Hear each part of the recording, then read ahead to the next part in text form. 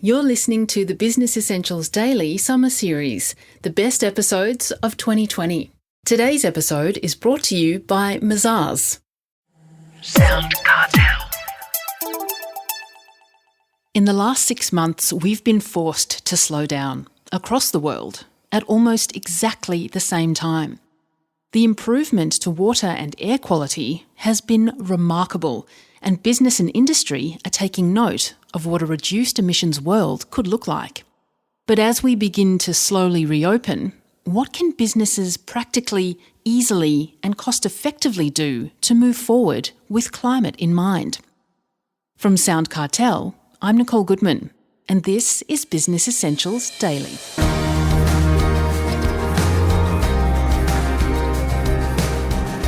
We've all seen the photos of the Himalayas, pre-COVID versus now, the clear blue waters of Venice, even the Sydney skyline cleared right up.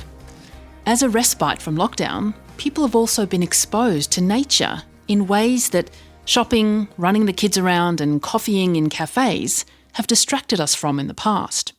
However, the pandemic may have paused the creation of emissions, but it hasn't changed the underlying infrastructure and equipment that will create emissions as soon as it's turned back on. And so, the task ahead of us is exactly the same as before, says Anna Skarbek, CEO of ClimateWorks Australia, a non-profit think tank and advisory body helping bridge the gap between climate research and action. ClimateWorks provides guidance to government and business on how to implement plans for the ultimate goal of zero net emissions by 2050 and tracks their progress. Anna also says that while there is a lot of awareness, we need to do more to reduce emissions. She explains that it's often hard for business and government to move from the if to the what to the how, and ClimateWorks helps identify pathways to get there. The good news is that the information and products are available, and as well as being good for the environment, these choices can be good for your business bottom line as well. But for some business owners at the moment, simply paying wages is challenge enough. So I begin by asking Anna what practical steps companies can take as we start to reopen that can build on the gains that we've made, but not send businesses broke. The most obvious way to start is energy savings. All of our research and many others shows that it's cost effective today to upgrade most of the buildings that we live and work in to even higher standards than the minimum building code requires, and that those upgrades pay for themselves in energy savings. The upgrades include very basic measures such as sealing the drafts, which everyone would appreciate in winter to make buildings less breezy, right through to upgrading, for example, heating of rooms and hot water, to heat pumps, for example, that are more efficient than gas versions. Reverse cycle air conditioning and heating is also more efficient than older forms of heating. And there are now financing mechanisms that allow you to borrow the capital for that equipment and pay it off slowly with the energy savings so that you're actually cash neutral, so no worse off, yet you've got the better equipment. And that's called an environmental upgrade agreement or better building finance. It's available now in a program through the municipal rates payments, and it's quite simple to access for small businesses. So that's the way you can pay for the equipment. And the range of equipment is everything that I mentioned previously. It includes insulation, double glazing, ceiling fans even are a good complement to heating and cooling that use far less energy and can maintain a room's temperature. And there's a lot of smart software now that can automate. For example, when your hot water could heat when your solar panels are on, that can automate that you can turn heating and cooling and lighting off even when you're not in the house or the building. There's terrific technologies in the built environment and they are cost effective today. It does mean you've got to be a bit proactive as a business owner to ask consultants or advisors or even your energy company for those solutions. And we haven't yet got in every area a one-stop shop type service for that. So sometimes you do have to look around for it. But increasingly there are some great websites, and the Better Building Finance one allows some links through to service providers who can offer that. So the ultimate goal is zero net emissions by 2050, which about 73 countries have committed to, including Australia. Can you explain what zero net emissions by 2050 means, and what does that look like for small to medium businesses? It's actually a game of maths, really. Zero net emissions is the only way that we can halt global warming. The temperature will continue to rise for as long as we create more emissions than can be absorbed every year. And since the Industrial Revolution, we've been doing that. And that has caused the warming of about 1 degree already, over 1 degree. So the race is on not just to slow down the rate of warming, but to stop it warming further. And so the 2050 estimate is a combination of the maths of how long do we think it would take to actually upgrade all of that equipment, but also to slow the rate of warming so that while we're over 1 degree now, we don't go over 1.5 or 2 in the time that we're doing the upgrades. If we in fact don't act quickly, then the 2050 deadline moves forward because we will have been warming faster than that initial maths allowed for. They're interdependent on each other. The goal is zero net emissions. The date depends on how fast we make progress.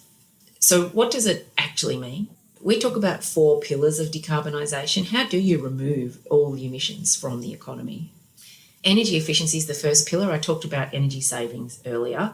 We're actually sitting on a lot of low-hanging fruit because energy traditionally hasn't been the top priority for many business owners, and we haven't maintained upgrading our equipment to the best of what the market can achieve. Same for cars. Cars have improved more rapidly than all of the models that we choose to purchase indeed reflect. So it's about choosing the best-in-class, most efficient model every time you have an opportunity to upgrade your equipment and doing the life cycle analysis. So, for example, lower fuel costs, lower energy costs usually pay for the new equipment. Pillar 2 is clean sources of electricity. And for Australia, it's renewables. Renewables have come down in cost so fast that they have now leapfrogged the other sources of zero emissions electricity like nuclear or coal with carbon capture and storage. And it is now possible for all small businesses in Australia to purchase 100% renewables through their traditional energy retailer. All the energy retailers offer that product already. It's a very simple online click or a telephone call to your energy provider. Of course, if you own the building that you're on, you can also put solar panels on your roof. The third pillar is then to electrify, to actually convert all the other uses of fuel to electricity wherever you can. So that's switching gas to electricity and switching petrol and vehicles to electric vehicles. You can do that across your supply chain. You can require it. Australia Post is using electric vehicles. You can require it in your delivery supply chain, and you can obviously make sure that your corporate car fleet purchases now are electric. And you can ensure that when those cars are recharged, they recharge using the 100% renewable electricity. So you then have zero emissions transport as well as zero emissions electricity. Then the fourth pillar is non-energy emissions. Not every source of energy can be switched to electricity. And in aviation, for example, we're a long way off electric planes, but we can have biofuels and what's called synfuels or synthetic fuels and biofuels. And Australia could be self-sufficient in aviation biofuels made from forest waste, biomass, that can create the liquid fuel that jets can fly on. And then there's non-energy emissions from agriculture, so the methane when cows burp, for example, but also when we make cement, currently when we make steel, there are process emissions in the chemical reactions for that, even separate from the electricity source that's been used. That takes a different type of innovation. We're now seeing very encouraging signs that hydrogen can substitute coal in steel making. It can substitute LNG and ammonia for energy that is shipped to other countries. But for some operations, like making cement, it's about actually changing the materials that help reduce the emissions that are created by that chemical reaction. And then finally, it's about capturing the remainder.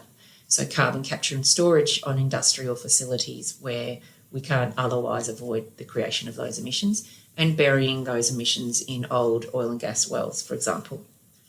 With agriculture, actually we can improve what we feed animals. That means they will burp less, for example, in non-scientific terms. It's called enteric fermentation management. And there are vaccines that can also help adjust the methane that livestock produce, even while we're still farming the same livestock. In addition to that, we can plant more trees on farm and use deeper rooted grasses to enhance the soil carbon that can capture carbon from the atmosphere through plant growth. and help offset what remaining emissions the livestock create. So that's what it looks like at an overall path for Australia. And for businesses, the same thing applies across your supply chain. When you think about the 4 pillars, you think about the products and services that you create and that you purchase, and that the way you run your own operations. And you can apply the same 4 pillars across each of those steps to eliminate emissions in each step of the supply chain. With so much support out there for businesses, Anna, why aren't more clamouring to make these changes? And with that in mind, what are the risks then to not achieving the zero net emissions target? There are many. One of them is actually just natural human attention span. Business managers already have a day job. They're running their business. This wasn't their area of expertise. And everyone gets busy, and this goes for the supply chain providers as well. If your gas heating breaks, you ring the tradie, they sell you what they sold you last time. It actually takes extra attention to embark on a transition. Even though the technologies are there, we're not there yet in them being in widespread mainstream use. And so how do you boost the priority that businesses spend on this effort? We've had legislation in the past. There's pressure from shareholders. There's pressure from consumers. Often now business leaders are under pressure from their own children to do the right thing by the planet. And there are increasingly new tools and websites that are available. So the Australian government runs a carbon neutral certification program called Climate Active. That's got a great list of consultants who you can pay to make your business carbon neutral. They'll measure all your emissions. They'll take your electricity bills. They'll understand how you make products and services, and they'll advise you on how you can eliminate emissions. So you can outsource this. And there is now a professional service industry that provides this service. So really the only barrier is paying attention to it. There are other barriers like having the upfront funds to make the investment, even though they pay for themselves over time. So I mentioned in buildings there's a mechanism for that. In cars, that's not always the case. For corporate fleets, it can be. In mortgages, there's now a green mortgage product. So if you look, you can find a solution. But at the moment, it does take that proactive approach. And we would hope that momentum would build so that it's much more widespread. I think increasingly we'll see also more mandatory steps where governments, both federal but also state and local, will make it a requirement of doing business in the future. That was ClimateWorks CEO Anna Skarbek. For links to the Better Building Finance website and other sites with more information on energy-saving technologies for your business, check out the show notes from this episode.